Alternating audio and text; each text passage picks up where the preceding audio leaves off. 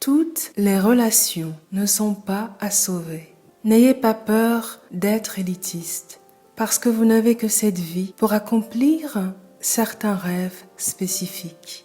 Alors, voici les critères de l'entretien relationnel invisible que j'ai appliqué de manière intuitive au fil du temps et que je partage avec vous. Je ne sais pas pour vous, mais je pense qu'il y a des questions qui nous permettent d'avoir plus de clarté comme celle-ci. Si demain ne venait pas, combien de regrets aurais-je?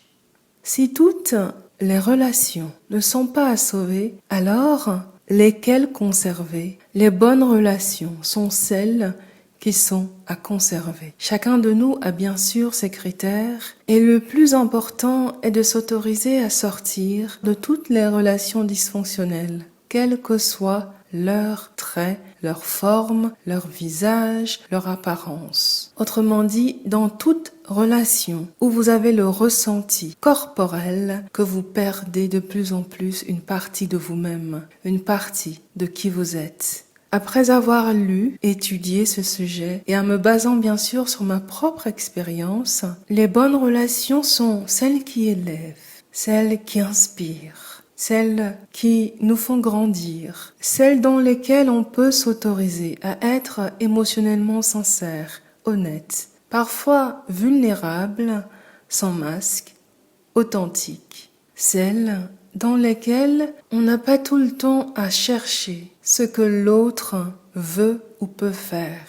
Celles qui montrent que nous comptons, que nous manquerions aux autres si nous n'étions plus dans leur vie. Celles où mon temps est sollicité avec respect, considération et surtout gratitude et non comme une extension du temps, des désirs, des hypothèses et des conjectures de l'autre. Celles où on dit ce qu'on fait et on fait ce qu'on dit. Comme dirait un dirigeant qui a été un immense mentor pour moi, idéalement avec sérieux, engagement et dynamisme. La relation est un contrat implicite pour moi. Je pense aussi que quand chacun ne fait pas à l'autre ce qu'il n'aimerait pas qu'on lui fasse, l'harmonie, la croissance personnelle, celle de la relation, ainsi qu'une belle énergie règne.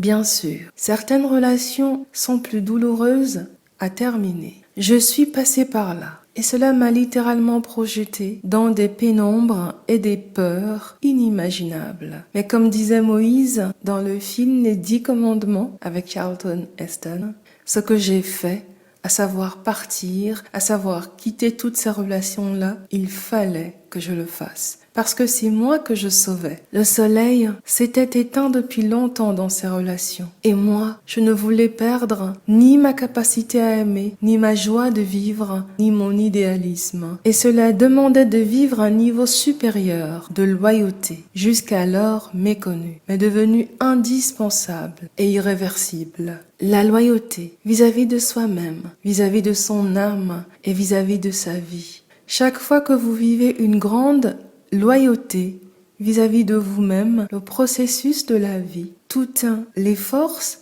invisibles du monde aligneront un nouvel univers relationnel parce que vous avez une grande valeur. Chacun de nous a une grande valeur. N'en doutez jamais. Justement, hâtez-vous de libérer de l'espace pour amplifier ces relations qui reconnaissent activement, respectueusement votre valeur. Toutes les relations ne sont pas à sauver. Ce podcast touche à sa fin. Merci beaucoup pour votre attention.